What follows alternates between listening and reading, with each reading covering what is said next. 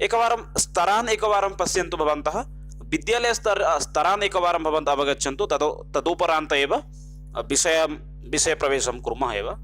यदि सामान्यरूपेण विद्यालयस्य स्तरं पश्यामः चेत् तत्र अस्माकं प्रथमकक्षातः दशमीकक्षापर्यन्तं विद्यालयस्य स्तरः भवति एव सामान्यरूपेण। केषुचित् स्थानेषु द्वादशकक्षापर्यन्तमपि अस्माकं स्तरः भवति एव। प्रथमतः दशमीकक्षापर्यन्तम् ओडिया नाम उत्कलीय ओडिया विभागेषु भवति एव, अत्र संशयः नास्ति।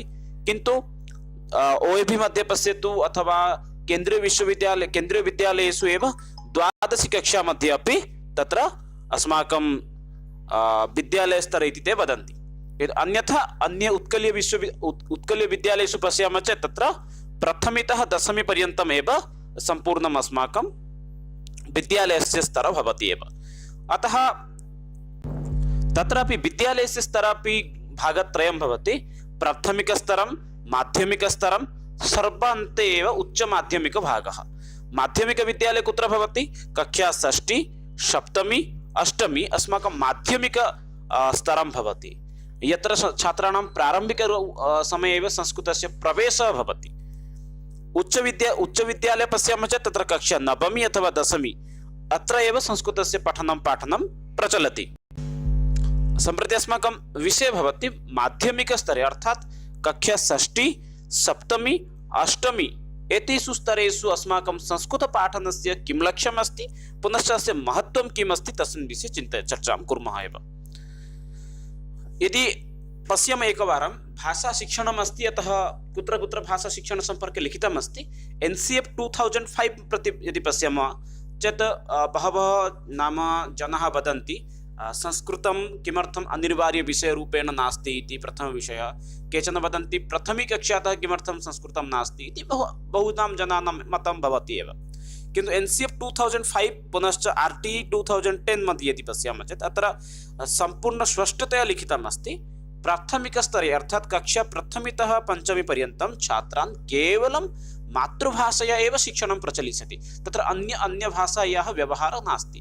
अतः प्रथमकक्षातः एव संस्कृतशिक्षणस्य व्यवस्था अस्माकम् उत्कले भवतु अथवा अन्यप्रदेशेषु न भवति।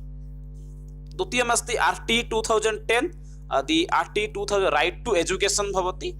एतद् यदि वयम् एकवारं पश्यामः चेत् अत्रापि तथैव उल्लिखितः अस्ति, नाम सर्वेषां कृते शिक्षा अनिवार्या अस्ति, अतः ते निश्चितरूपेण शिक्षां ग्रहणं करिष्यन्ति। तदर्थमपि राज्यसर्वकारः केन्द्रसर्वकारस्य अपि व्यवस्था करिष्यति। तत्रापि उल्लिखितः अस्ति तत्र छात्राणां कृते मातृभाषायाः प्रयोगः भवतु, अतः संस्कृतं माध्यमिकस्तरे एव आरम्भः भवति, प्राथमिकस्तरात् आरम्भः न भवति। आर्टिकल 45 भवतु अथवा 45A अत्रापि शिक्षाविषये एव लिखितम् अस्माकम् अस्ति।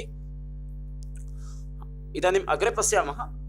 पूर्वम् अर्थात् इदानीं तु आधुनिकशिक्षापद्धतिः चलति अधिकाधिक 18 शताब्दीतः। ततः पूर्वम् अस्माकं देशस्य शिक्षापद्धतिः कीदृशी आसीत्? ततः पूर्वम् अस्माकं देशस्य शिक्षापद्धतिः आसीत् गुरुकुलशिक्षापद्धतिः। गुरुकुलशिक्षापरम्परा ततः पूर्वम् आसीत्, यद् वयं वदामः परम्परागतशिक्षा इति। परम्परागतशिक्षाक्षेत्रे किम् आसीत् अस्माकं पाठनं? तत्र सर्वं संस्कृतेन एव आसीत्। संस्कृतं तत्र सर्वे विषयाः संस्कृतेव एव आसन्। यथा व्याकरणं, यदि शिक्षकः तत्र व्याकरणं पाठयति, यथा इदानीं कारक, समास, सन्धि तथैव विषयः तत्र शिक्षकः न पाठयन् आसीत्। तत्र कारक तत्र व्याकरणम् इत्युक्ते प्रौढमनोरमा भवतु अथवा सिद्धान्तकौमुदी भवतु, लघुसिद्धान्तकौमुदी भवतु, एते विषयाः एव तत्र शिक्षकः पाठयन्तः आसन् एव। अतः वक्तुं पारयामः एव व्याकरणम् इत्युक्ते पारम्परिकस्तरेषु के विषयाः आसन्? प्रश्नः अपि भवितुमर्हति, पारम्परिकस्तरेषु व्याकरणशिक्षणे के विषयाः आसन्? लघुसिद्धान्त, अष्टाध्यायी पाणिनि, सिद्धान्तकौमुदी, प्रौढमनोरमा एते विषयाः एव व्याकरणगतविषयाः एव आसन्। तथैव तत्रापि व्याकरणशिक्षणे लघुबालानां कृते पाणिनीयशिक्षा एव आसीत् एव। अस्तु, तथैव साहित्ये के विषयाः आसन्? गद्यं, पुनश्च पद्यम्, इतोपि नाटकानि, एते विषयाः आसन् एव। साहित्यम् इत्युक्ते यथा इदानीं वयं पठामः महाविद्यालयस्तरेषु, विश्वविद्यालयस्तरेषु रघुवंशं, कुमारसम्भवं, कुमारसम्भवतः अंशद्वयं, रघुवंशात् अंशद्वयं तथैव नासीत्। अत्र किञ्चित् तस्मिन् काले भिन्नम् आसीत् एव। रघुवंशम् इत्युक्ते सम्पूर्णं रघुवंशं, कुमारसम्भवम् इत्युक्ते सम्पूर्णं कुमारसम्भवं, मेघदूतम् इत्युक्ते सम्पूर्णं मेघदूतम्, अभिज्ञानशाकुन्तलम् इत्युक्ते सम्पूर्णम् अभिज्ञानशाकुन्तलम्। एवं प्रकारेण तत्र तस्मिन् काले साहित्यस्य पाठनस्य परम्परा किञ्चित् भिन्नरूपेण आसीत्। सम्पूर्णग्रन्थस्य रचना एव, पठनमेव।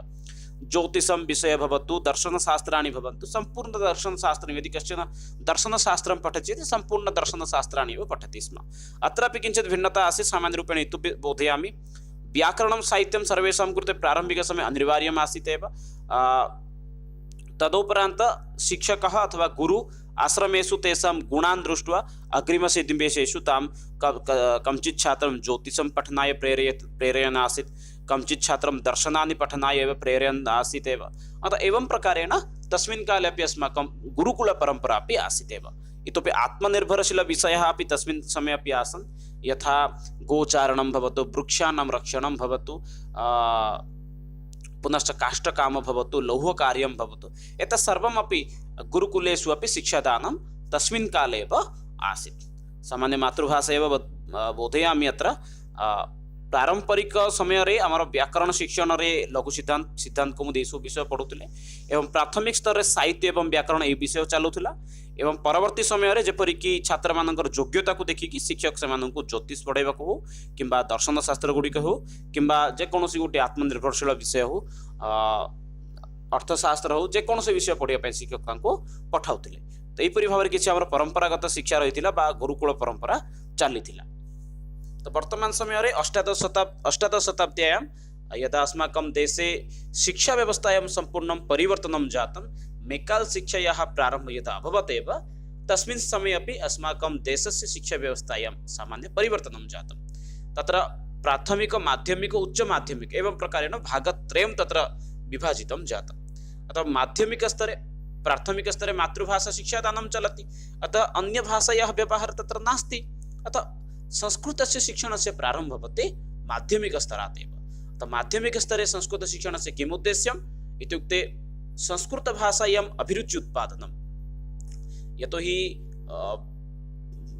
प्राथमिक स्तरे छात्रः मातृभाषां पठति, ओडिया भाषां पठति अथवा हिंदी भाषां तेलुगु भाषां पठति, तस्य कृते एषा भाषा एक नूतना भाषा भवति। अतः तत्र किञ्चित् अधिकम् अभिरुचि उत्पादनीयं येन तस्य पठने अधिकं रुचि समागमिष्यति। अतः संस्कृत भाषायाम् अभिरुचि उत्पादनं, श्लोकानां वाक्यानां च पठने स्पष्ट उच्चारणे कौशल संपादनम् इत्युक्ते या अस्माकं यानि श्लोकानि सन्ति श्लोकाः सन्ति यानि वाक्यानि सन्ति पठने पुनश्च स्पष्ट उच्चारणे यथा कौशलस्य वयं सम्पादनं कुर्मः, ते कथं वाक्यानाम् उच्चारणं सम्यक्तया करिष्यति, कथं से सः शब्दानां समुचितम् उच्चारणं करिष्यति, तेषु क्षेत्रेषु अस्माकं लक्ष्यं भवेत् एव। यतोहि अग्रिमसिद्धुवेशेषु तस्य कृते अधिकाधिकश्लोकाः आगमिष्यन्ति, अधिकाधिकवाक्यानि परिच्छेदाः आगमिष्यन्ति।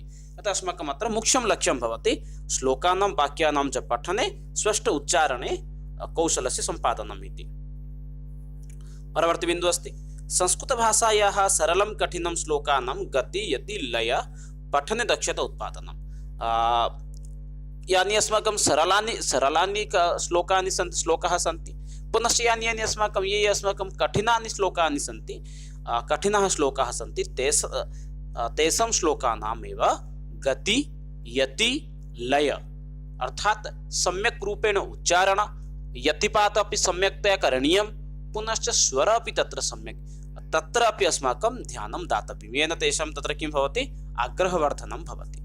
संस्कृतभाषया सरलसाहित्येन सह परिचयसम्पादनम्। अन्यमेकं लक्ष्यमस्ति सामान्यसाहित्येन सह सरलसाहित्य, विस्तृतसाहित्यं नास्ति यत्र यथा रघुवंशं कुमारसम्भवं तथा न भवतु, यथा बालानां कृते रोचते यथा लघुकथा भवतु पञ्चतन्त्रस्य कथा भवतु तादृशः कथा अपि वयं छात्राणां पुरतः प्रस्तुतुं पारयामः एव।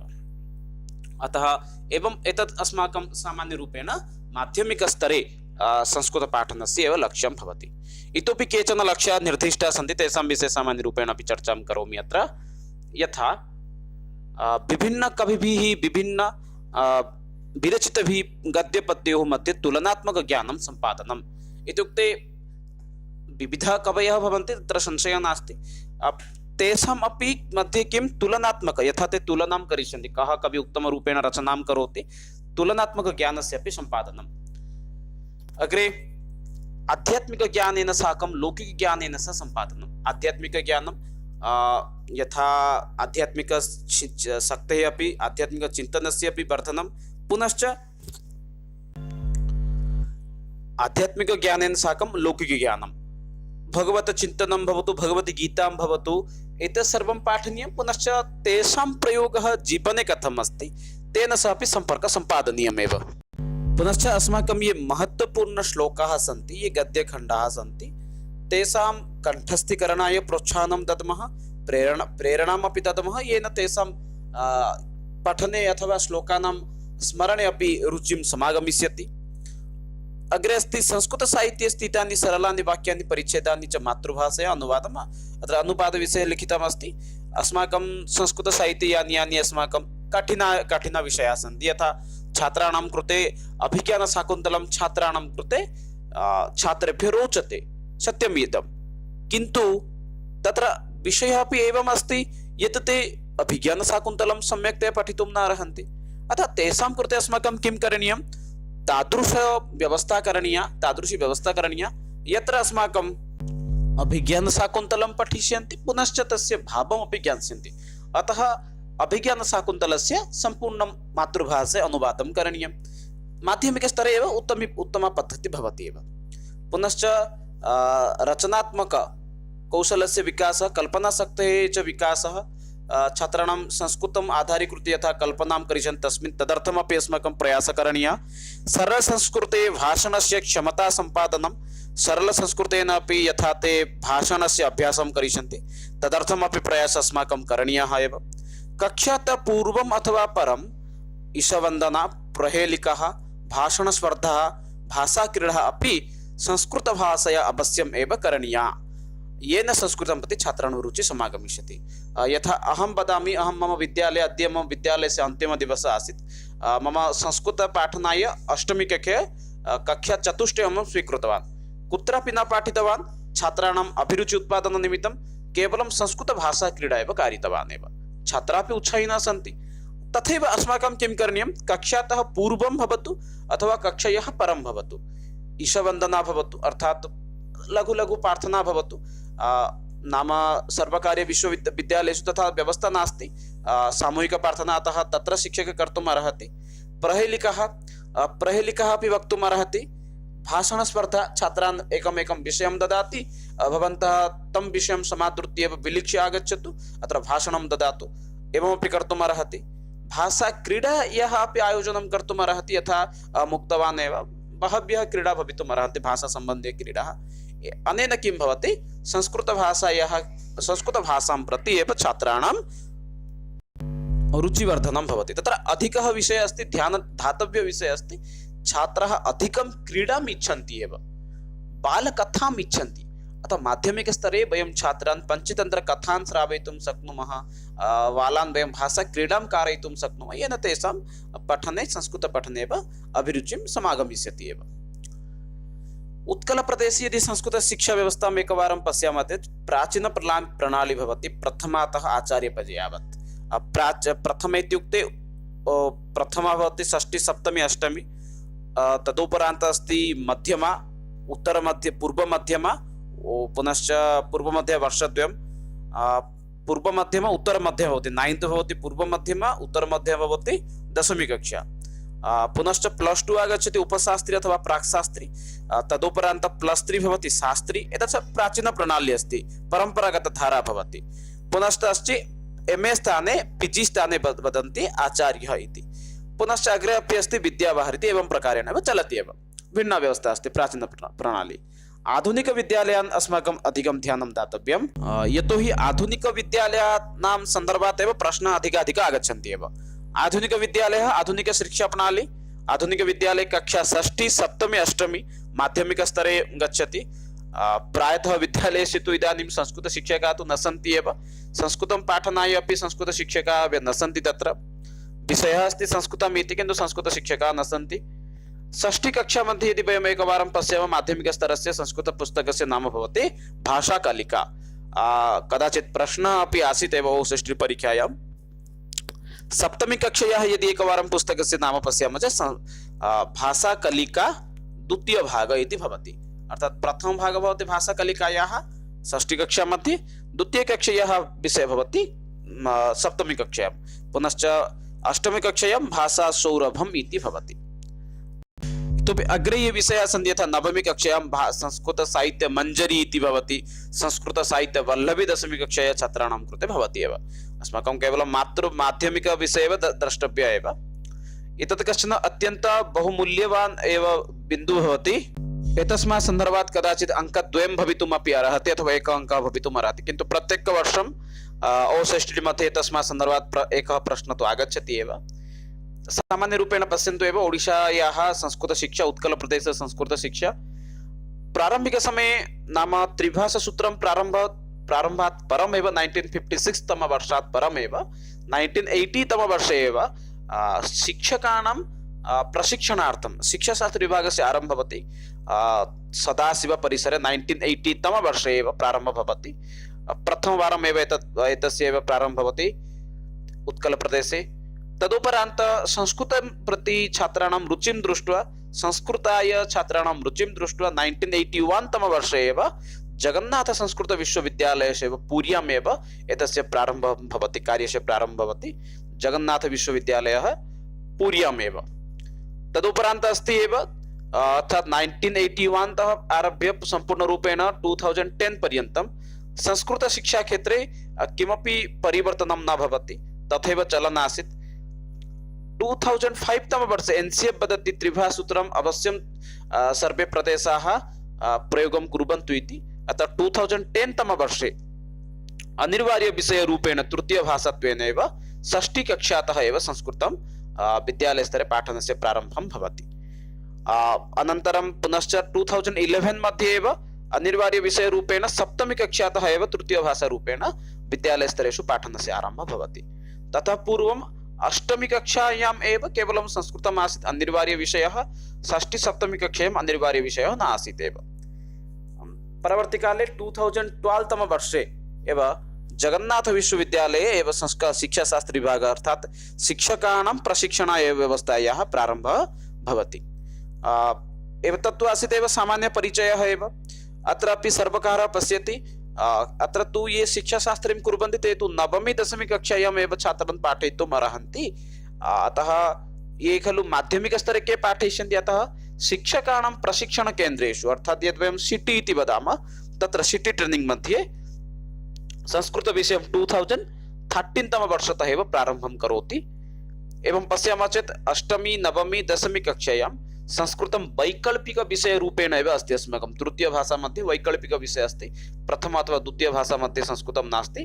प्रथमभाषारूपेण भवन्तः हिन्दीम्, आङ्ग्लभाषाम्, ओडियां स्वीकर्तुम् अर्हन्ति, बङ्गाली तेलुगु अपि भवितुम् अर्हति। द्वितीयभाषा मध्ये अपि तथैव अस्ति, किन्तु संस्कृतं केवलं तृतीयभाषारूपेण एव एकः विषयरूपेण एव छात्रः पठितुम् अर्हति एव।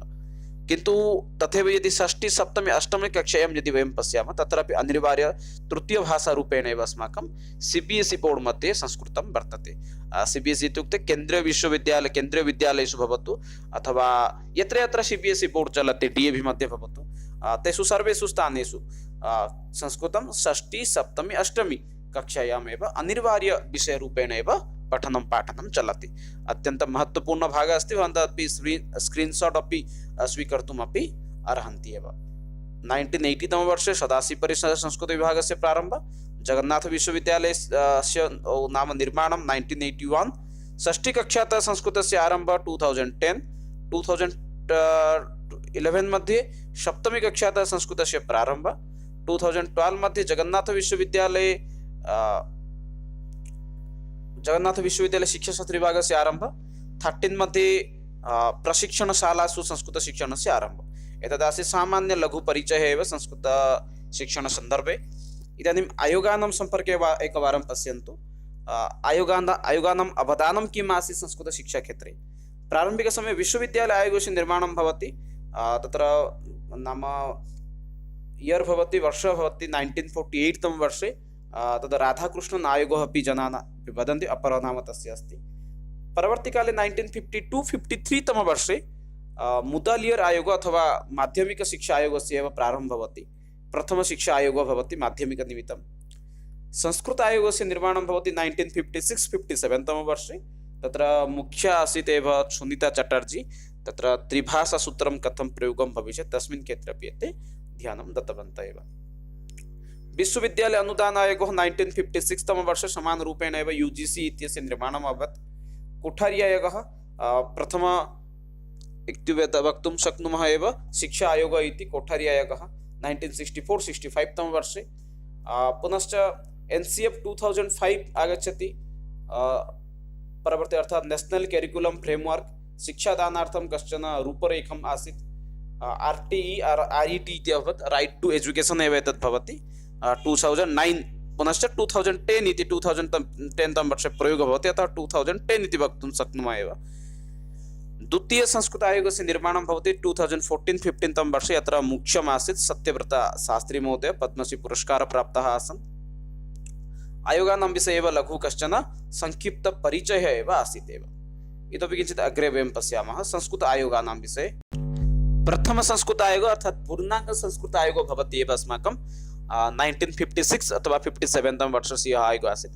यतो एतस्य नाम अनुरोधेन, एतस्य एव आदेशेन एव प्रदत्तपत्रेण एव संस्कृतं त्रिभाषासूत्रमध्ये योजितं भवति एव।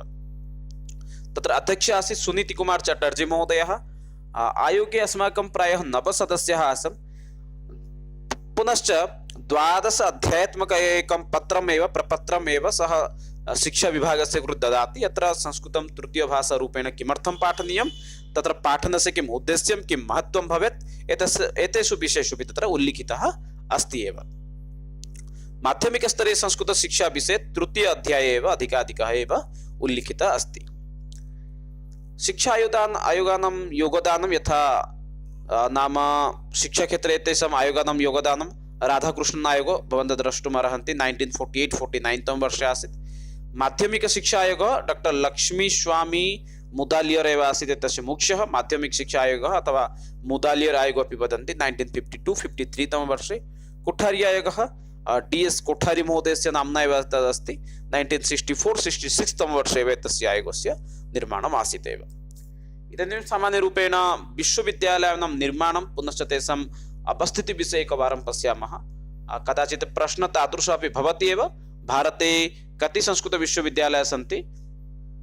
सर्वपुरातन संस्कृतविश्वविद्यालयस्य यदि एकवारं नाम पश्यामः चेत् सम्पूर्णानन्द संस्कृतविश्वविद्यालयः वाराणस्याम् उत्तरप्रदेशे एव अस्ति।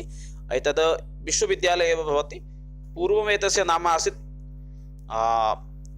Farmer government Sanskrit college. परवर्ती काले एतस्य नाम परिवर्तनं भवति। एतस्य निर्माणम् एव 1791 तम वर्षे, इत्र द्रष्टुं भवन्तः अर्हन्ति एव, 1791 तम वर्षे एव एतस्य निर्माणम् अभवत् एव। परवर्ती अस्ति पुणे संस्कृत कॉलेज, पुणे अस्ति, महाराष्ट्रे एव अस्ति। एतस्य निर्माणं 1821 तम वर्षे एव भवति, भवन्तः द्रष्टुम् अर्हन्ति। अत्र पूर्वं डेक्कान् कॉलेज इति आसीत्। The Sanskrit college and university Kolkata, west Bengal, एतस्य निर्माणम् आङ्ग्लसर्वकारः एव करोति 1824 तम वर्षे एव। दि मद्रास् संस्कृत कॉलेज चेन्नै, तमिलनाडु, प्रारम्भिकसमये तद् नाम महाविद्यालय आसीत्, परवर्ती काले तद् विश्वविद्यालय परिवर्तनं जातम्। कामेश्वर सिंह दरभंगा संस्कृत विश्वविद्यालयः दरभंगा बिहार प्रदेशे एव अस्ति। एतदपि तथैव नाम अस्माकं स्वाधीन भारतस्य प्रथम संस्कृत विश्वविद्यालयः भवति 1961 तम वर्षे।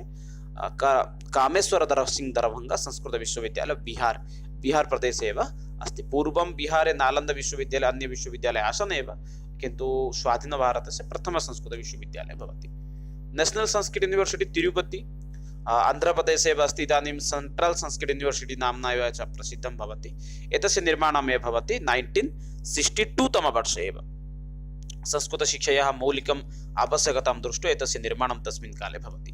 तथैव 1962 तम वर्षे श्री लाल बहादुर शास्त्री संस्कृत विश्वविद्यालयस्य निर्माणं भवति। नवदेहल्याम् अस्ति। केन्द्रीय विश्वविद्यालय द्वारा एव इदानीं परिचितः भवति। तथैव 1917 वर्षे एव सेंट्रल संस्कृत यूनिवर्सिटी यत् अस्ति अस्माकं न्यू दिल्ली मध्ये, इदानीं यस्य नाम परिवर्तनं अभवत् सेंट्रल संस्कृत यूनिवर्सिटी तदस्ति। पुनश्च श्री जगन्नाथ संस्कृत विश्वविद्यालय 1981 तम वर्षे निर्माणं भवति, पुर्यां वर्तते उत्कल प्रदेशे। तथैव श्री शंकराचार्य विश्वविद्यालय संस्कृत कल्हाडी केरल प्रदेशे एव अस्ति। 1993 तमवर्षे एव एतस्य निर्माणम् अभवत्। पुनश्च कविकुलगुरु कालिदास संस्कृत विश्वविद्यालय नागपुर महाराष्ट्रे वर्तते, नागपुरे शहरे। पुनश्च जगद्गुरु रामानंदाचार्य राजस्थान संस्कृत विश्वविद्यालय जयपुर प्रदेशे अस्ति। 2000 अर्थात् 2001 एव एतस्य निर्माणं जातम्। उत्तराखण्ड संस्कृत विश्वविद्यालयः हरिद्वार उत्तराखण्डे एव अस्ति। 2005 तमे वर्षे एतस्य निर्माणं जातम्। गुजरात प्रदेशे श्री सोमनाथ संस्कृत विश्वविद्यालय बरेल 2005 तमे वर्षे एव निर्माणं जातम्।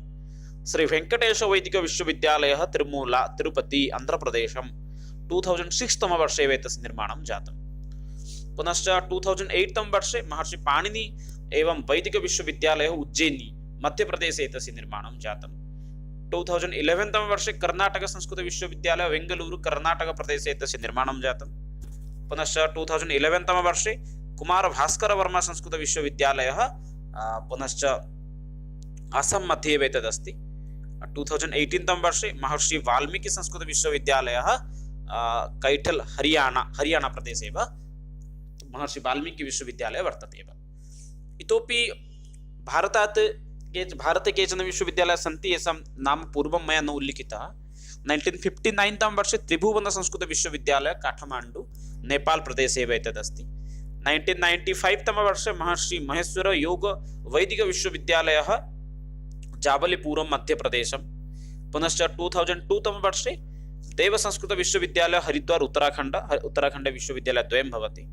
परवर्ती काले अस्ति 1993 तमे वर्षे श्री चंद्रशेखरानंद सरस्वती संस्कृत विश्वविद्यालय कांचीपुरम तमिलनाडु। अतः एवं प्रकारेण भारतस्य संस्कृत विश्वविद्यालयानां सम्पर्के सामान्यरूपेण चर्चाम् अस्माकं जातः। इदानीं केचन प्रश्नोत्तराणाम् एव अभ्यासं कुर्मः। निम्नोक्तेषु माध्यमिकस्तरेषु संस्कृतशिक्षणस्य उद्देश्यं न भवति। एतेषु कुत्र अस्माकं माध्यमिकस्तरे संस्कृतशिक्षणस्य उद्देश्यं नास्ति। संस्कृतभाषां प्रति अभिरुचि उत्पादनं, श्लोकानां वाक्यानां च पठने स्पष्ट उच्चारणे च कौशलसम्पादनं, संस्कृतभाषायाः सरलं कठिनं श्लोकानां गति यति लय पठने दक्षता उत्पादनं, संस्कृतं भाषया सरलं कठिनं श्लोकानां गति यति लय पठने दक्षता उत्पादनं, पंचतंत्र हितोपदेशं प्रति आग्रह सृष्टि। किञ्चित् भवन्तः यदि प्रश्नं पश्यन्ति चेत् किञ्चित् कन्फ्यूज युक्त प्रश्नः अस्ति। अत्र सम्यक् उत्तरं भवति चतुर्थ विकल्पः एव पंचतंत्र हितोपदेशं प्रति एव आग्रह सृष्टि इति। यतोहि अत्र एतेषां गुणानाम् आग्रह सृष्टि करणीयमेव, एतस्मिन् विषये भिन्नरूपेण चिन्तनीयमेव। अतः सम्यक् उत्तरं भवति अत्र चतुर्थ विकल्पः एव। प्राथमिकस्तरेषु कदाचित् एतत्र मुख्यलक्ष्यं भवेत्, न तु माध्यमिकस्तरे। अग्रे पश्यामः। सदाशिव परिसरे संस्कृत शिक्षक प्रशिक्षणस्य कदा आरम्भः अभवत्? सदाशिव परिसरे कदा आरभ्य संस्कृत शिक्षकाणां प्रशिक्षणस्य प्रारम्भं भवति? 2011, 1980, 1981, 1982। समीचीनम् उत्तरं ये जानन्ति वक्तुम् अर्हन्ति एव। समीचीनम् उत्तरम् अत्र किं भवति? ये जानन्ति वक्तुम् अर्हन्ति एव। सम्यक् उत्तरं भवति 1980 तमे वर्षे एव संस्कृतशिक्षकाणां कृते प्रशिक्षणस्य आरम्भः सदाशिव परिसरे भवति। 2011 मध्ये किम् अभवत् संस्कृतक्षेत्रे? नाम ओडिशा उत्कले जगन्नाथ विश्वविद्यालये संस्कृतशिक्षकाणां कृते शिक्षकप्रशिक्षणस्य आरम्भः अभवत्। 1981 तमे वर्षे जगन्नाथ संस्कृत विश्वविद्यालयस्य निर्माणम् अभवत्। परवर्ती प्रश्नं प्रति गच्छामः। जगन्नाथ विश्वविद्यालयस्य निर्माणं कदा अभवत्? जानीमः एव वयम् ओडिशा प्रदेशे एव अस्ति जगन्नाथ संस्कृत विश्वविद्यालय। तस्य निर्माणं कदा अभवत्? समीचीनम् उत्तरम् अस्ति 1981 तमे वर्षे एव। परवर्ती प्रश्नं प्रति गच्छामः। उत्कल प्रदेशे षष्ठी कक्षातः संस्कृतशिक्षणं कदा आरम्भः अभवत्? 2011, 10, 12 किमपि न। समीचीनम् उत्तरम् अत्र भवति, समीचीनम् उत्तरम् अत्र 2010-12 इति भवति। अहं तु पूर्वमपि उक्तवान् यत् 2011 वर्षे एव संस्कृतशिक्षणस्य शिक्षकाणां कृते प्रशिक्षणं जगन्नाथ विश्वविद्यालये अभवत्, किन्तु समीचीनम् उत्तरम् अत्र भवति 2012 इति। 2011 मध्ये सप्तमी कक्षातः संस्कृतस्य अनिवार्यम् अभवत्। 2010 तमे वर्षे दशमी कक्षातः संस्कृतशिक्षणस्य आरम्भः अभवत्। जगन्नाथ विश्वविद्यालये संस्कृतप्रशिक्षणस्य कदा आरम्भः? समानप्रश्नः एव अस्ति एव। संस्कृतशिक्षकप्रशिक्षणस्य कदा आरम्भः अभवत्? समीचीनम् उत्तरं 2012 भवति एव। अग्रे गच्छामः। षष्ठश्रेणी संस्कृतपुस्तकस्य नाम किम् अस्ति? सम्यक् उत्तरं भवति भाषाकलिका इति। षष्ठश्रेणी छात्राणां कृते अस्ति भाषाकलिका, सप्तमीश्रेणी छात्राणां कृते अस्ति भाषाकलिका द्वितीयभागः, भाषासौरभम् अष्टमश्रेणी, नवमश्रेणी छात्राणां कृते भाषासंस्कृतवल्लरी। अतः समीचीनम् उत्तरम् अत्र भवति भाषाकलिका इति। अस्तु मित्राणि, एते केचन अत्यन्तं महत्त्वपूर्णाः प्रश्नाः आसन्, पुनश्च अत्यन्तं तन्त्रमस्य आसीत्। आशा करोमि भवन्तः अपि सकुशलम् एतत् सत्रं भागं नीतवन्तः। मिलामः अन्यस्मिन् सत्रे, तावत्पर्यन्तं विरमामि। जयतु भारतं, वदतु संस्कृतं, वन्दे मातरं। धन्यवादः मित्राणि।